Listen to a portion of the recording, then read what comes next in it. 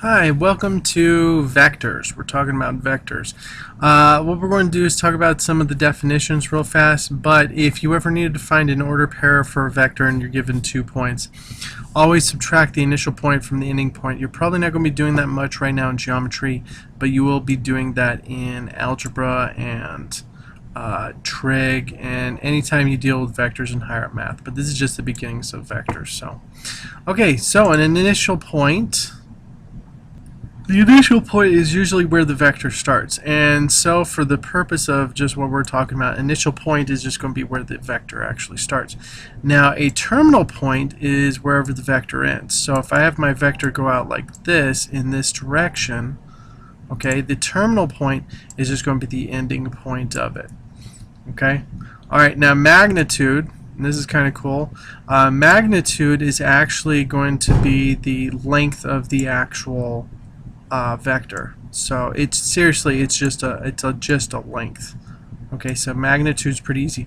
Now if you remember, if we're dealing with coordinate plane, magnitude is equal to the distance formula.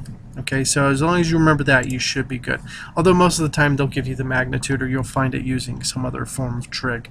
Okay, but if we're ever dealing with a coordinate plane, magnitude equals distance formula. Okay, now let's say that you have a couple of vectors. Let's say that you're let's say that you're a ship traveling this way. Alright, but the wind is blowing this way. Okay, how is that affecting your ship's path? Okay, well, how that's affecting your ship's path is what you do is you take this vector and you go tail to tip. Okay, oops, let's keep going. There we go. Okay, so you move the vector down there, even though we know it's going the other direction, okay? Alright, and what you do is, you would actually draw what is called a resultant vector.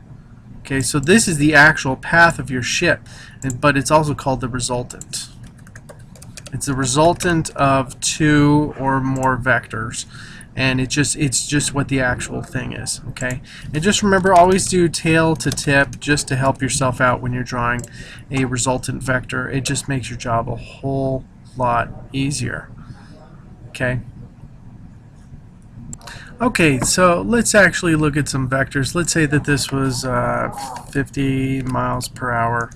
Well, it'd probably be knots per hour if we're talking about ships. So that'd be 50 knots per hour. Let's say that this was 70 knots per hour. Just keep it a little bit neater. Okay, so let's say the ships are traveling in this. Alright, so how do we describe its direction? We know how fast it's going. That would be the magnitude. But what's its direction? You would call this 36 degrees north of east. Now, how did I get that north of east? Well, if you look at the coordinate plane, it looks like what is called the Windrose map. Now, Windrose is actually just the north, south, east, west, you know, just set up like it is. Okay, so north, south, east, west, voila. You can just actually say that. Now you could also use, and this is kind of cool, you can use this to help out. You could also use the complement of 36 and something to get 90 to actually figure out the other side. So you could also say this is 54 degrees. You could say this is also, or 54 degrees east of north. Okay, so just depends on how you say it when you say it. Now this first one is actually written a little bit differently if you were to use chart notation. So this would be E36 north, and this one right here would be north 54E. Okay, so that's how you write them in those old notations. Okay, now this one right here, this would be 12 degrees west of south, which makes sense. Or I could have it be 78 degrees south of west.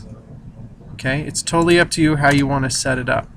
All right, now some of you guys are probably going, wait. He's had 12 degrees, now he has 78. Well, remember, 12 plus 78 is 90. And so this right here is 78 degrees right there. Okay. All right, now how you would write that in old ship notation, this would be, you always start with the second one first. You go S, 12, W, not at. It's not a Twitter handle. And this would be W78S. Okay. And so you could write it out like that, however you want. Now, if you wanted to actually figure out the ordered pairs of these type of things, let me show you that. Okay, so if I had a ship traveling in this direction, let's say it was 50, no, let's do a different number. 100, no, that's really too fast. 25 knots per hour. Okay, and it was traveling, I don't know, let's say that angle is 67 degrees. Okay, it was traveling 67 degrees east of south. Okay, could we find the components of that the vector components of that ship? And yes, we could. All we would need to do is draw a right triangle out of the information given. Okay, all right. So now we know this is 25, so that's the length right there. So that's actually just the length of this part. We know this is 67, so this has to be 23 degrees. 70, yep, that works. Okay, so this is 23. So we could actually use some trig to actually figure out some of these other side lengths. Usually you want to use x's for horizontal lengths and y's for vertical lengths. Okay, all right, so what we could do is we could actually set it up. Let's try to find x first. All right, x is right next to 23, and this is the hypotenuse. So if we go back and once again use SOHCAHTOA, okay, we will find, and get that caps lock off. Okay, so this is adjacent and hypotenuse, so that would be cosine. So the cosine of 23 degrees is going to be equal to x divided by 25. Okay, so we're going to multiply both sides by 25, and 25 times cosine of 23 is going to be equal to x, and that's going to be my first coordinate. So if you do your calculations, 25 times cosine of 23. Okay, and just so you guys understand, make sure your calculator's in degrees to do this. So this should be about 23.01. Okay, and that's going to be kilometers per hour horizontally. Okay, so that's its vector component right there. That's just 23.01. Okay, all right, that's going to be the first coordinate. Now the second coordinate is going to be this and this. So this is opposite of 23 and hypotenuse. So that's going to be sine. Okay, so sine of 23 is going to be equal to y divided by 25. We go 25 times the sine of 23 is equal to y.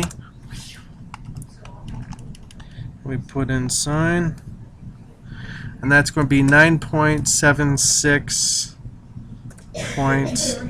yeah, let's just do 77, and that's going to equal, and that's going to be kilometers per hour vertically equals y.